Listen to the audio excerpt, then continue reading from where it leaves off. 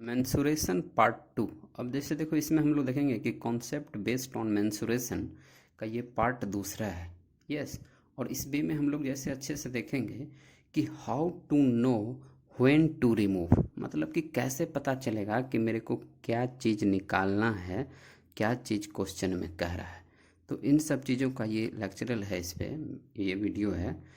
इस पे मेनली ये फोकस करना है कि जैसे देखो total surface area, curved surface area, lateral surface area, area of four walls, area, perimeter, volume, इन सब चीज़ों से रिलेटेड कैसे पता चलेगा कि कब क्या फाइंड आउट करना है। तो जैसे देखो एक छोटा सा बेसिकली इसमें है, something are no by units. जैसे कुछ क्या है कि अगर रेट दिया रहता है कभी कि इसका फेंसिंग का क्या रेट आएगा, इसका कॉस्ट क्या आएगा, इसमें अगर एयर भरना है तो उसका क्या कॉस्ट आएगा, अगर इतने के रेट से एयर का रेट है तो जैसा कि कुछ अगर आर एस समथिंग कुछ पैसा दिया रहेगा यहाँ पे पर मीटर क्यू। तो देखो यहाँ पे मीटर क्यू का आना इस चीज़ का इंडिकेशन देता है। हमने पिछले वीडियो में इसके यूनिट के बारे में चर्चा की है। तो जैसे कि कुछ रुपीज पर मीटर क्यू, इसका मतलब हुआ कि इसमें आप वॉल्यूम कैलकुलेट करो। Next one is the R S पर मीटर स्क्वायर या सेंटीमीटर स्क्वायर। तो इस वाले में हम लोग समझेंगे कि एरिया। अब कन्फ्यूजन यहाँ पे होती है कि एरिया तो हो गया, तो अब कौन सी area, curved surface area, total surface area, lateral surface area, area of four walls. तो इसका डिटेल आगे हम लोग करेंगे। Now the next one is the R S कुछ rupees finishing per metre per centimetre. तो यहाँ से क्लियर कट दिखता है कि मेरे को पेरीमीटर निकालना है, मीन्स की बाउंड्री ऑफ द लेंथ्स। तो इन सब चीज़ों में तो पता चल जाएगा। Now the maximum length of the rod in the room, अगर ये भी कॉन्सेप्ट अगर आ जा रहा है, मीन्स अगर क्यूबाइड टाइप का रूम अगर बना हुआ है और उसमें कहता है कि ज़्यादा से ज़्यादा कितने लंबाई की रॉड को रख सकते हैं, इन दिस कंडीशन में आप उसका क्या निकालेंगे, डायगोनल, जो इस कोने से उस कोने के बीच का होता है, under root L square plus B square plus H square. No, कभी कभी कहा जाता है कि लेटरल सरफेस एरिया और कर्व्ड सरफेस एरिया एक ही होता है। तो ये तो कॉन्सेप्ट है कि curve surface area is equal to होता है perimeter into height. No, lateral surface area is valid for the rectangular and plane surfaces के लिए, जैसा कि क्यूब वाले में होगा, क्यूबॉइड वाले में हो जाएगा। तो क्यूब और क्यूबॉइड का केस आएगा तो वहाँ पे वर्ड यूज करेंगे लेटरल सरफेस एरिया। दोनों एक नहीं है, बट ये है कि क्यूब और क्यूबॉइड के लिए यूज करते हैं, मीनिंग दोनों का एक ही है। अब जैसे देखो सी एस ए, तो अब जिसमें कर्व्ड सरफेस एरिया, जिसमें कि घुमावदार सरफेस होता है, तो ऐसा वाला सरफेस किस में होता है, कोन में, सिलेंडर में, स्फेयर में, ये सब चीज़ों में। तो सब का फॉर्मूला होता है पेरीमीटर इनटू हाइट, या इसको ये भी बोलते हैं एरिया ऑफ द फेसेज या area of four walls of a box और a room. Now this is equal to 2 × L + B × H, या ये हो गया रेक्टेंगुलर बॉक्स के लिए। तो इस तरह का ये कॉन्सेप्ट है इसमें।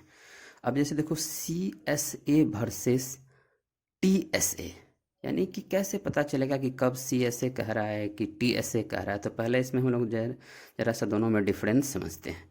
अब जैसे देखो कि सी एस ए का मतलब होता है कि कर्व्ड सरफेस एरिया, मतलब घुमा हुआ एरिया, मतलब area of top and area of base is not included.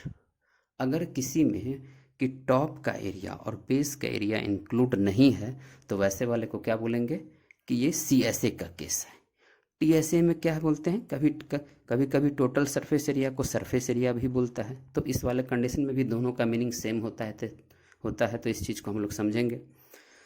तो टी एस ए क्या होता है कि C S A plus area of base and area of top, यानी कर्व्ड सरफेस में अगर हम टॉप और बॉटम दोनों का एरिया अगर ऐड कर देते हैं तो वो टोटल सरफेस एरिया को रिप्रेजेंट करता है, और इसको कि सरफेस एरिया भी कहते हैं। अब जैसे देखो कर्व्ड सरफेस एरिया में to use only curved faces, यानी कि घुमाव वाला जो होता है केवल उसी का यूज होता है। और टू यूज ऑल फेसेज, मान लो कि 6 का 6 फेस है, सभी का सभी यूज हो गया, तो यहाँ पे हम टोटल सरफेस एरिया निकालेंगे। अब जैसा कि देखो ये क्यूबॉइड के केस में, क्यूब के केस में देखो, जैसे टॉप और बॉटम को छोड़ दीजिए तो कितना पार्ट बचा, 4। उस 4 को हमने दिखा दिया, 1 2 3 और 4। तो इसको बोलेंगे लेटरल सरफेस एरिया। अब जैसे देखो कि इसमें सिलेंडर है तो सिलेंडर का केवल घुमाव वाला पार्ट, केवल इस वाले हिस्से को हमने लिया, तो इस वाले हिस्से को लिया तो क्या हो जाएगा, ये सी एस ए हो जाएगा। जैसा कि सी एस ए, तो ये एक रेक्टेंगुलर का पार्ट हो जाता है। रेक्टेंगल को अगर जिसके अबाउट रोटेट करते हैं, इसको अगर बेंड कर देंगे तो ये एक सिलेंडर बन जाएगा। तो ये इसका हाइट हो जाएगा, ये आर हो जाएगा। तो इस तरह से इसका 2πr/h हो जाता है। लेकिन यही चीज़ अगर टोटल सरफेस एरिया में जाएंगे तो देखो, टॉप और बॉटम दोनों का जोड़ देंगे केवल, और ये भी रहेगा। तो सी एस ए में टॉप और बेस को अगर जोड़ देंगे तो टोटल सरफेस एरिया हो जाएगा। इस तरह से अगर कोण में है तो केवल ये वाला पार्ट अगर लेंगे बेस को छोड़ के, तो ये सी एस ए कहलाता है। अब इसमें देखिए, अगर इसको भी इंक्लूड कर दिए तो C S A plus base, तो ये टोटल सरफेस एरिया हो गया। फिर अगर ये हेमीस्फेयर है, हेमीस्फेयर में केवल ये कर्व्ड वाला हिस्सा लिए तो ये सी एस ए हो गया। और इसमें अगर ये ऊपर वाला भी जोड़ दिए और ये भी C S A plus top, तो ये टोटल सरफेस एरिया हो गया। तो इस तरह से हम मतलब इस तरह से हम लोग समझ गए कि कर्व्ड सरफेस एरिया और टोटल सरफेस एरिया का क्या बैकग्राउंड है। मतलब कि अगर केवल टॉप और बेस को छोड़ दे, केवल बीच वाले हिस्से पे अगर टॉप किया जाए तो वो होता है कर्व्ड सरफेस एरिया। और अगर टॉप और बॉटम और मिडिल वाले दोनों को जोड़ करके, means all faces are use, then you have to calculate the total surface area, जिसको कि सरफेस एरिया भी बोलते हैं कभी कभी। नो, अगर पेंट करना होगा या पॉलिश करना होगा, केवल इस वाले हिस्से पे पेंट करना होगा, केवल इस वाले हिस्से पे पेंट करना होगा तो इसका सी एस ए निकाल देंगे। लेकिन कह देगा कि टॉप और बॉटम दोनों पे पेंट करना है तो टोटल सरफेस एरिया निकालना होगा। जैसे इसमें पेंट करना होगा, पॉलिश करना होगा, और इसका यूज जैसे कि यूज़ मटेरियल्स, यानी कितने मटेरियल से बना होगा, तो टोटल सरफेस एरिया निकालते हैं। पेंट करना है एज अ होल, अगर पूरे का पूरे बोलता है तो इस वाले कॉन्सेप्ट का यूज करते हैं। तो आई होप कि आपको ये पूरा अच्छे से समझ में आया होगा कि curved surface area, total surface area का क्या कॉन्सेप्ट है। आगे देखते हैं कॉम्बिनेशन ऑफ टू फिगर। जैसे अब जैसा देखो कि इसमें क्या होता है कि कभी कभी इसमें कॉन्सेप्ट आ जाता है कि जैसे कुछ वर्ड है, अगर ये सब वर्ड अगर आप आ रहा है कॉम्बिनेशन के साथ, तो क्वेश्चन को प्रॉब्लम बनाने समय ज़्यादा दिक्कत नहीं होती है कि it is a combination of this and this. तो आप फास्ट वे में उसको सॉल्व कर सकते हो। जैसा कि देखो, टेंट हो गया, तंबू, तो ये सिलेंडर के ऊपर कोन का माउंट किया हुआ है, तो ये तंबू का हो गया। जैसे टैंकर हो गया, कैप्सूल हो गया, गुलाब जामुन जो कि एनसीईआरटी में दिखता है, तो ये सब का सब क्या है कि एक सिलेंडर और दोनों एंड पे हेमी स्फेयर बना हुआ है, यानी दोनों एंड पे हेमी स्फेयर और बीच का सिलेंडर पार्ट है, यानी सिलेंडर पार्ट के दोनों कॉर्नर पे हेमी स्फेयर का जो कॉम्बिनेशन है वो टैंकर, कैप्सूल और गुलाब जामुन कहलाता है। Now the next one in the test tube, जिसको परख नली बोलते हैं। तो देखो, ऊपर का पार्ट यहाँ वाला क्या है, सिलेंडर है, यहाँ से हेमी स्फेयर है, तो test tube is the combination of cylinder and hemisphere. Next one is the funnel, कीप, या उसको कोनिकल फ्लास्क बोलते हैं। तो अगर सीधा वे में है तो फ्रस्टम और सिलेंडर का कॉम्बिनेशन है, पलट दिए तो इसको कोनिकल फ्लास्क बोलते हैं। तो इस तरह से ये कॉम्बिनेशन याद रखने पे क्या है कि क्वेश्चन को बनाने में ईजी वे में होता है। Now next one is the rocket, या इसको बोलते हैं सिलेंड्रिकल पेंसिल। तो ये वाला पार्ट क्या है, सिलेंडर है, और ये वाला कोन है। तो मतलब कि ये मिक्सचर हो गया, सिलेंडर और कोन का कॉम्बिनेशन हो गया। तो ये दोनों को ज़्यादातर ये छोटा छोटा टर्म है जिसको कि याद रखने से आपको क्वेश्चन बनाने में थोड़ा बहुत हेल्प मिलेगी। Now the next one is the सुराही। सुराही का देखो, अपर पार्ट कैसा है, सिलेंडर है, और ये बॉटम वाला कैसा है, स्फेयर है। तो ये सिलेंड्रिकल पार्ट हो गया, ये स्फेरिकल पार्ट हो गया। Now next one is the plumb line, जिसको कि साहुल बोलते हैं, जो कि ना सारी राजमिस्त्री यूज करते हैं समथिंग। तो जैसे देखो इस तरह का शेप है, तो ऊपर वाला क्या है, हेमी स्फेयर, नीचे वाला क्या है, कोन है। तो plumb line is the combination of hemisphere and cone. अगर ये बात याद रहती है तो अगर ये वर्ड क्वेश्चन में कभी यूज होता है तो आप इसको अच्छे वे में सॉल्व कर सकते हो। Now the next one is the गीली मीन्स जैसे इन द गिल्ली डंडा का एक खेलने वाला पार्ट है, जिसका देखो इधर वाला पार्ट कोन है, इधर वाला पार्ट कोन है, बीच में सिलेंडर है। मीन्स दो एंड पे कोन है, बीच में सिलेंडर का कॉम्बिनेशन है। Now the next one is the shuttlecock, जिसको कि कॉर्क बोलते हैं, बैडमिंटन में खेलने के काम में आता है। तो वो फ्रस्टम और हेमीस्फेयर का बना होता है। Now the glass and tumbler, glass और टम्बलर क्या होता है कि ये फ्रस्टम ऑफ कोन होता है, यानी ग्लास बोलिए या फ्रस्टम बोलिए, ये फ्रस्टम ऑफ कोन होता है। तो आई होप कि आपको ये सारा जो टर्मोलॉजी है ये अच्छे से अब आपको आ जाएगा। आप इसको देख सकते हो, ले सकते हो स्क्रीनशॉट। मतलब कि ये है कि ये वर्ड छोटा छोटा है, आप इसको अच्छे से अगर याद कर लेते हो ना तो थोड़ा बहुत अगर क्वेश्चन में वर्ड प्रॉब्लम में अगर सूट करता है तो डायरेक्ट दिमाग पे सूट करता है कि नो इस तरह से इसको ट्रीट करना है। आई होप कि आपको ये अच्छे से समझ में आया होगा। Now next one is that कि इसी का पार्ट बनता है कि मेंसुरेशन का ही ये पार्ट है। अब जैसे देखो इसमें क्या है कि ये मेंसुरेशन का ही पार्ट है। मेंसुरेशन या the question based on the combination of figure. अब जैसे देखो कि इसमें 2 3 4 5 समथिंग फिगर को अगर ऐड करके दे रहा है तो इस वाले कंडीशन में इसको कैसे सॉल्व करेंगे। अब जैसे देखो क्या है, एक हेमीस्फेयर है, उस पर एक कोन बना हुआ है और एज ए होल साइड में एक सिलेंडर बना दिया हुआ है। तो ऐसे वाले में क्या होगा कि रेडियस ऑफ हेमीस्फेयर बराबर रेडियस ऑफ कोन, क्योंकि दोनों एक ही बेस पे बना हुआ है, दोनों का ये चीज़ इक्वल हो जाएगा। Now the next one is the volume of toy, यानी कि ये एक खिलौना बना हुआ है जिसके कि चारों ओर सिलेंडर है। तो ऐसे वाला में क्या होगा कि जब कभी भी वॉल्यूम की बात होती है, ये यहाँ पे एक पॉइंट कॉन्सेप्ट वाली है कि अगर वॉल्यूम की बात करें, चाहे 2 3 4 5 जितने भी ज़्यादा फिगर को अगर ऐड कर दिया जाए तो वॉल्यूम के केस में सभी को ऐड कर देंगे, क्योंकि वॉल्यूम एक दूसरे से ऐड होके क्या होता है कि एक बड़ा सा चेन बनाता है। तो चेन में तो वॉल्यूम तो बढ़ जाएगा, तो इसीलिए वॉल्यूम अगर पूछे तो वहाँ पे प्लस कर देंगे। जैसे वॉल्यूम ये 2/3 पाई आर क्यू, ये हो गया हेमीस्फेयर का, 1/3 पाई आर स्क्वायर एच, ये हो गया कोन का, तो दोनों को जोड़ देंगे तो इस खिलौने का वॉल्यूम आ जाएगा। अगर इस वाले में ये पूछता कि rest amount of the water, मतलब कि इसमें इसके बाद कितना पानी बचा हुआ है, तो क्या करेंगे, सिलेंडर का वॉल्यूम में से कोन और हेमीस्फेयर के वॉल्यूम को जोड़ करके माइनस कर देंगे तो ये रेस्ट अमाउंट ऑफ वाटर निकल जाएगा। नाउ द नेक्स्ट वन देखो, ये भी है, ये एनसीईआरटी में बार बार इस टाइप का प्रॉब्लम दिया हुआ है या पूछता भी है एग्जाम में कि एक क्यूबिकल ब्लॉक्स है, उसके ऊपर एक हेमीस्फेयर रखा हुआ है। तो ऐसे वाले सिचुएशन में क्या होगा कि total surface area of whole block मेरे से पूछा जा रहा है कि total surface area of the whole block क्या होगा। Now the total surface area of cube, क्योंकि 6 सरफेस हो गया, minus area of hemispherical bases. अब देखो यहाँ पे माइनस का कॉन्सेप्ट क्यों आता है, क्योंकि यहाँ पे एक पार्ट तो हमने एक बार क्यूब में ले लिया और वहीं पार्ट फिर हेमीस्फेयर पे ले रहे हैं, तो कॉमन पार्ट को हो जा रहा है, तो इसीलिए उसको माइनस करते हैं। Plus C S A of hemisphere, तो जैसे देखो 6a² हमने ले लिया तो उसमें तो ये वाला पूरा पार्ट आ गया, लेकिन पूरा पार्ट तो इंक्लूड है नहीं, तो इसलिए पाई आर स्क्वायर, यानी हेमीस्फेयर का जो पार्ट इसमें टच करेगा उसका हिस्सा कितना है, पाई आर स्क्वायर, तो उसको माइनस कर दिए। अब फिर C S A of hemisphere खुद का, तो उसका 2 पाई आर स्क्वायर होता है। तो ये अगर ऊपर में रखा हुआ है तब, या फिर इसको कट किया जाता है, डिप्रेस्ड इट, तो दोनों कंडीशन में यही फार्मूला आप अप्लाई करोगे। ये थोड़ा है कि कन्फ्यूजन का केस हो जाता है कि किसको प्लस करे किसको माइनस करे कि क्या करे, तो ऐसे वाले सिचुएशन के लिए इसको यूज किया जाता है। ना तो सी में देखते हैं कि इस वाले फिगर में देखो अब क्या है कि एक राइट एंगल ट्रायंगल पे है, ये है कि ऐसे बना हुआ है, तो पूछता है कि area of the shaded portion. अब जैसे देखो area of the shaded portion इस वाले हिस्से में क्या हो जाएगा कि जैसे area of the semi circle on AC diameter, तो इस AC डायमीटर पे जो सेमी सर्कल बना हुआ है उसका area plus area of triangle, ये जोड़ दिए तो पूरा फिगर आ गया।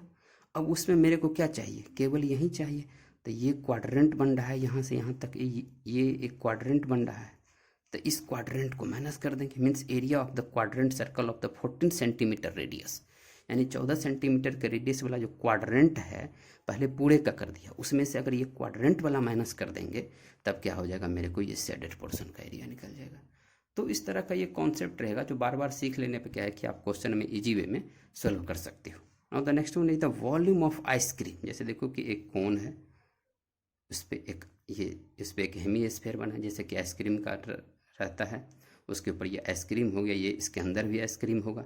तो वॉल्यूम ऑफ आइसक्रीम यानी इसके अंदर टोटल आइसक्रीम कितना आया, तो वॉल्यूम ऑफ कोन इस वाले का प्लस वॉल्यूम ऑफ हेमीस्फेयर, दोनों को अगर निकाल दिए, दोनों को जोड़ देंगे तो टोटल आइसक्रीम का अमाउंट आ जाएगा कि इसमें कितना आएगा। Now next one is the it is the combination of, देखो हेमीस्फेयर के ऊपर सिलेंडर है, सिलेंडर के ऊपर कोन है, तो कोन सिलेंडर और हेमीस्फेयर का ये कॉम्बिनेशन है। तो इस तरह से आपको कि ये सब का जो बेसिक छोटा छोटा कॉन्सेप्ट है जो कि एक न्यूमेरिकल बनाने में थोड़ा बहुत मदद करता है ये, यहाँ पे कन्फ्यूजन की केस नहीं बनने को बनेगा। तो इस तरह से आप इसको नोट भी कर सकते हो, अदरवाइज आप देख लो तो अच्छे से ज़्यादा बेटर है इस लॉ। नेक्स्ट वन इज, अब जैसे देखो इसमें क्या है कि ये यहाँ पे देखो एक सिलेंडर है, यहाँ से एक नीचे से है, यहाँ से एक ऊपर से, ऐसी तरह से दोनों डिप्रेस्ड पार्ट है। तो टोटल सरफेस एरिया अगर पूछता है इस वाले हिस्से में तो क्या हो जाएगा, CSA ऑफ सिलेंडर, ये बीच वाले का, प्लस देखो ऊपर नीचे दोनों का सेम है तो 2 into curved surface area of hemisphere. अब देखते हैं कि जी में क्या है। अब जैसे देखो एक हेमीस्फीयर है, इसी पे सिलेंडर है, इसी में कोन है, तो ये कॉम्बिनेशन हो गया 3 फिगर का। तो ऐसे वाले सिचुएशन में क्या हो जाएगा कि रेडियस ऑफ कोन बराबर रेडियस ऑफ सिलेंडर बराबर रेडियस ऑफ हेमीस्फीयर, यानी तीनों एक ही बेस पे है तो तीनों का क्या हो जाएगा, रेडियस इक्वल हो जाएगा। एंड जो भी क्वेश्चन के डिमांड होगा उसके अकॉर्डिंग आप इसको कैलकुलेट कर सकते हो। अब देखो इसमें एक क्वेश्चन आता है कि जैसे एक क्यूब है जिसका कुछ लेंथ देगा 4 सेंटीमीटर, उसको 5 क्यूब के साथ जोड़ करके एक फाइनली क्यूबॉइड बनाया गया है। अब उसका वॉल्यूम बताओ, उसका CSA बनाओ। तो जैसे देखो 1 2 3 4 5 6 क्यूब को जोड़ देने से ये एक पूरा सिस्टम क्या बन गया, ये क्यूबॉइड बन गया। तो आखिर इसमें अगर हम ढक करके देखते हैं या सिंगल किसी को देखो, अगर एक को किसी एक चीज़ को, जैसे कि अगर इसको मैंने किसी एक को अगर देखो 1 वाले हिस्से को, अगर एक को भी अगर देखते हैं तो कैसा दिखता है, एक क्यूब की तरह। अगर छोड़ भी देते हैं पूरा बड़ा से बड़ा, तो बड़े से बड़े में क्या जा रहा है, पूरे बड़े से बड़े में क्या है कि उसका केवल लेंथ में इंक्रीजमेंट हो रहा है, बाकी का जो बेस है और हाइट है वो तो सेम हो रहा है। तो लेंथ देखो कितने टाइम्स, 1 2 3 4 5 6 क्यूब था तो 6 टाइम क्या करेंगे, लेंथ को बढ़ा देंगे, बाकी का बेस वही रहेगा, हाइट वही रहेगा। एंड आफ्टर दैट ये क्यूबॉइड का फॉर्म हो जाएगा, तो फिर उसका क्यूबॉइड का वॉल्यूम कैलकुलेट करेंगे। Now note number 1। अब नोट नंबर 1 देखो कितना इंपॉर्टेंट है। ये क्या कहता है कि अगर यदि किसी triangle, rectangle, square, quadrilateral, cube, circle, hemisphere, cuboid की ईच साइड या ईच एजेज को अगर x टाइम्स बढ़ा देते हैं, अगर x टाइम्स अगर बढ़ा देते हैं तो उसका एरिया क्या होगा, एक्स स्क्वायर हो जाएगा, वॉल्यूम क्या हो जाएगा, एक्स क्यूब हो जाएगा, और पेरीमीटर क्या हो जाएगा, एक्स हो जाएगा। इसको याद रखेंगे हम लोग कि यदि किसी इन सारे फिगर में कि ईच साइड या ईच एज को बढ़ा दिया जाता है तो area x square, volume x cube, perimeter x हो जाएगा। अब देखो एक छोटा सा ये वाला कॉन्सेप्ट है कि D4E12F6V8, मतलब कि क्यूब और क्यूबॉइड के लिए वैलिड है ये, कि D4 डायगोनल 4 होती है, एज 12 होती है, फेस 6 होती है, वर्टिसेस 8 होता है। अब जैसे देखो पेरीमीटर ऑफ क्यूबॉइड क्या होता है कि 4 into L plus B plus H, यानी कि लंबाई plus length plus breadth plus height का 4 टाइम्स क्या होता है, पेरीमीटर ऑफ द क्यूबॉइड। अब नोट नंबर 2 और लास्ट देखो इसका क्या है कि अब इसको समझते हैं हम लोग कि जैसे कि volume of any geometrical figure, volume of any geometrical figure अगर पूछा जाए तो यहाँ पे कुछ कांस्टेंट होएगा, जैसे कि कोन के केस में 1/3 हो जाता है, तो ये कांस्टेंट के साथ area of base into height, ये कॉमन बात है। इस कॉन्सेप्ट से क्या होगा कि आपको किसी चीज़ को फॉर्मूले में याद रखने में ज़्यादा इंपॉर्टेंट होती है कि एरिया ऑफ बेस को अगर हाइट से इंटू करेंगे तो किसी भी ज्योमेट्रिकल फिगर का मेरे को वॉल्यूम आता है। यस, और यहाँ पे कुछ कांस्टेंट होगा, जैसे 1/2 1/3 पिरामिड में, ये कोन में इस तरह का कांस्टेंट आता है। अब देखो curved surface area of any geometrical figure, तो उसको क्या कर देंगे, पेरीमीटर ऑफ बेस इनटू, यहाँ पे देखो स्लांट हाइट भी होगा, किसी किसी केस में हाइट भी होता है, जैसे कि सिलेंडर के केस में सीधा वाला हाइट होता है, लेकिन कोन के केस में स्लांट हाइट होता है। तो CSA अगर कहता है तो perimeter of base into height. अब जैसे देखो टोटल सरफेस एरिया कहता है तो फिर यही बात कि कर्व्ड सरफेस एरिया में बेस और टॉप को जोड़ देंगे, तो इस तरह से किसी भी फिगर का टोटल सरफेस एरिया हो जाएगा। और 9 अगर इससे रिलेटेड और कुछ भी जैसा कि कॉन्सेप्ट होता है तो वो डिस्क्रिप्शन बॉक्स में मेंशन होगा। तो आई होप कि आपको ये मेंसुरेशन से रिलेटेड जो छोटा मोटा थोड़ा सा कॉन्सेप्ट है, एक छोटी सी बात है जो आपको समझ में आया होगा अच्छे से, और इन चीज़ों को याद रखने से क्या होता है कि आपको प्रॉब्लम बनाने में थोड़ा बहुत हेल्प होगा। आई होप कि आपको ये अच्छे से समझ में आया होगा। ओके।